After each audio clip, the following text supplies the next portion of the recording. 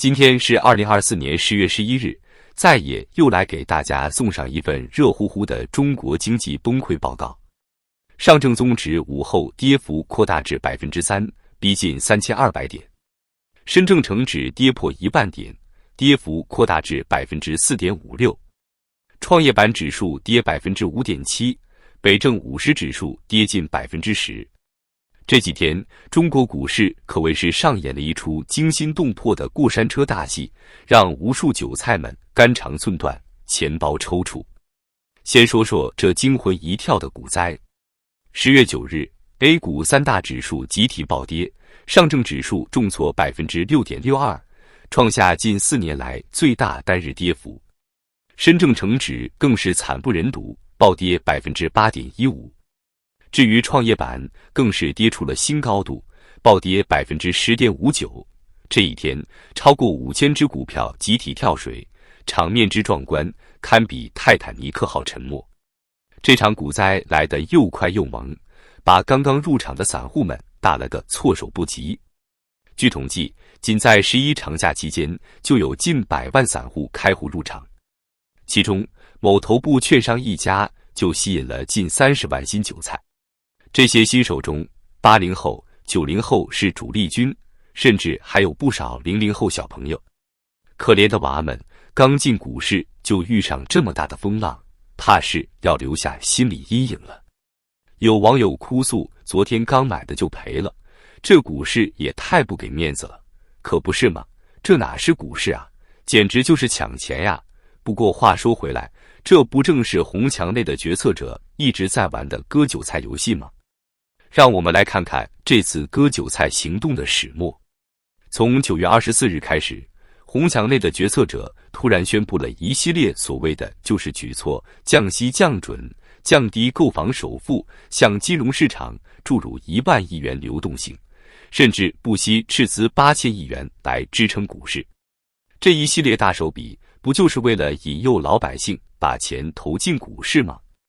结果呢？A 股指数确实在短短1周内从2600点暴涨到3600多点，官方媒体们也是使出浑身解数，大肆吹捧牛市来了。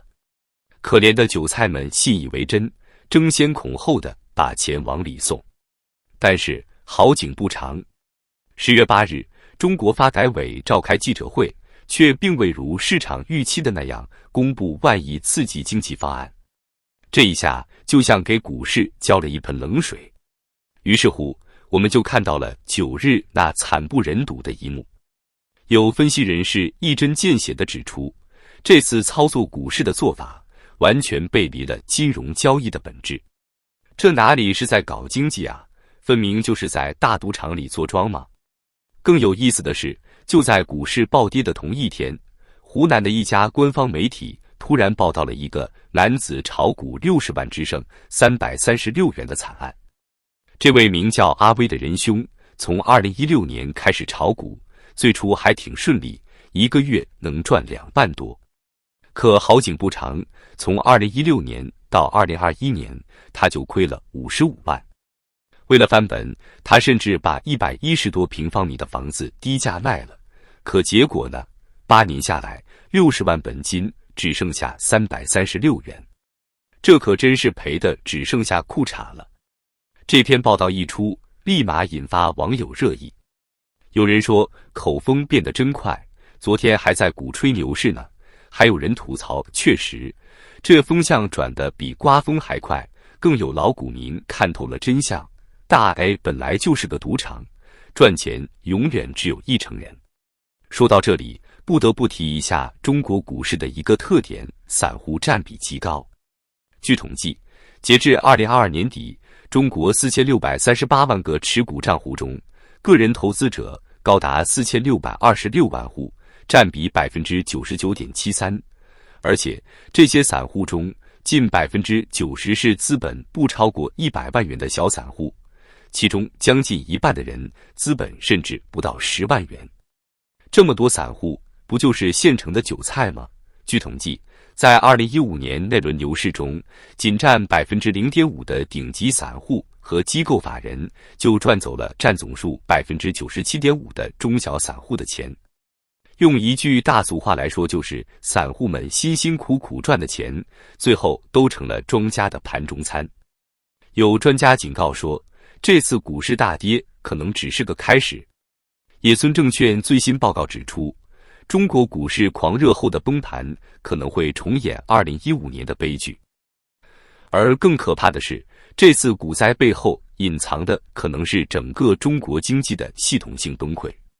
先说个新鲜热乎的，就在昨天，也就是10月11号，东方财富这个大佬级公司遭遇了一次史诗级暴跌，它的股价一天之内就跌了 17.47%， 市值瞬间蒸发了688亿。这是什么概念？就相当于一夜之间，一个1000亿级的上市公司直接没了一大半。而公司老板其家族的身家也是一天之内就少了157个亿。这哪是炒股啊，简直就是在玩俄罗斯轮盘嘛！但是东方财富这一出惊魂记可不是孤立事件，它背后反映的是整个中国金融市场的脆弱性。有分析认为，这次股灾很可能是中国经济系统性风险的一个前奏曲。最近，美国2家顶级智库荣鼎集团和大西洋理事会联合发布了一份重磅报告。这份报告可不得了，它是这2家智库花了整整4年时间，对中国经济进行深入研究后得出的结论。报告的标题就够劲爆的，终点改革步履蹒跚的代价。这标题一出，就让人感觉中国经济怕是要凉凉了。报告从6个方面对中国的市场体系进行了全面分析，包括金融体系发展、市场竞争、现代创新体系、贸易开放程度、直接投资开放程度和证券投资开放程度。结论是什么呢？中国经济已经严重偏离了开放市场的经济规范。报告指出，在他们跟踪调查的几乎每一个领域，中国的改革都停滞不前，某些情况下甚至出现了倒退。特别是在直接投资和证券投资开放度方面，中国与其他发达经济体的差距简直就是天壤之别。更要命的是，报告认为，在中国，系统性的国家干预和不透明的决策占据了主导地位。这不仅是全球经济风险的根源之一，更是扼杀了中国私营企业的活力，给投资者制造了一个充满危险的不确定环境。说白了，就是红墙内的决策者把经济搞得一团糟。他们既想当运动员，又想当裁判员，结果呢，既把市场搞乱了，又把自己给玩进去了。有专家警告说，中国经济可能正在滑向明斯基时刻。这个明斯基时刻是什么鬼？简单来说，就是经济泡沫破裂的时刻。